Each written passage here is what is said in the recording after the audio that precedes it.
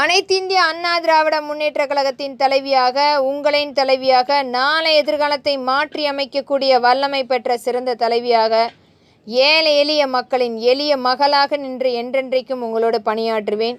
அனைத்திந்திய அண்ணா திராவிட முன்னேற்றக் கழகம் என்றென்றைக்குமே மக்களுக்குரிய கட்சியாக திகழ்ந்து கொண்டிருக்கிறது. மக்களுடைய குறைகளை எடுத்துரைத்து கொண்டிருக்கிறது.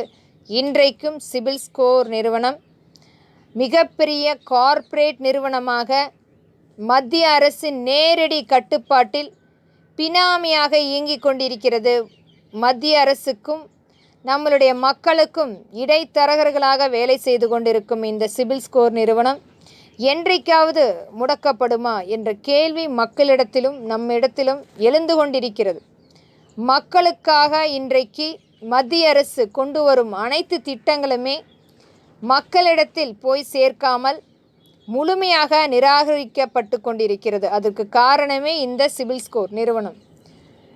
மத்திய அரசின் நேரடி கட்டுப்பாட்டில் இயங்கிக் கொண்டிருக்கும் இந்த சிபில் ஸ்கோர் நிறுவனம் மக்களிடத்தில் இருக்கும் பணத்தை மட்டுமே மீண்டும் மீண்டும் வரிகளாக எடுத்து கொண்டிருக்கிறார்கள், மறைமுகமாக, நேரடியாக. ஆனால் மக்களுக்கு கொண்டு போய் சேர்க்க வேண்டிய திட்டங்கள், கடனுதவிகள் இன்றைக்கு அனைத்துமே இந்த சிபில் ஸ்கோர் நிறுவனம் மட்டுமே தீர்மானித்து கொண்டிருக்கிறது. அதிலும் வங்கிகள் அனைத்துமே மத்திய அரசின் நேரடி கட்டுப்பாட்டில் இயங்கிக் கொண்டிருக்கிறது. கைக்கூலிகளாக ஏழை எளிய மக்களை நிராகரிப்பு செய்வதே இந்த வங்கிகளும் சிபில் ஸ்கோர் நிறுவனமும் மிகப்பெரிய அளவில் மத்திய அரசின் அடிமைகளாக மாறிவிட்டார்கள். இதற்குரிய தீர்வாக இந்த சிபில் ஸ்கோர் நிறுவனம் முழுமையாக நீக்கப்பட வேண்டும்.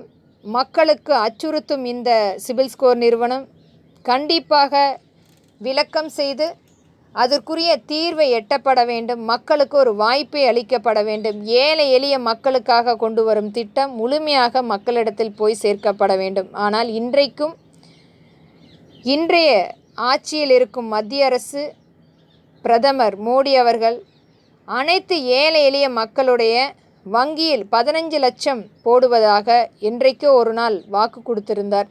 அதை மீண்டும் நான் வலியுறுத்துகிறேன். இது போன்ற திட்டங்களை எடுத்துரைத்து மக்களை ஏமாற்றப்பட வேண்டாம். ஆனால் வாய்ப்புகளை தயவு கூர்ந்து இந்த சிபில் ஸ்கோர் நிறுவனத்தை முடக்கி மக்களுக்கு எளிமையான சிறிய திட்டங்களை கொண்டு வந்து அமுல்படுத்த வேண்டும். என்னுடைய மிகப்பெரிய ஒரு வேண்டுகோளாக இங்கு வலியுறுத்துகிறேன். மக்களை நிராகரிப்பு செய்யாமல் மக்களுக்குரிய திட்டங்களை கொண்டு வந்து சேர்க்கப்பட வேண்டும்.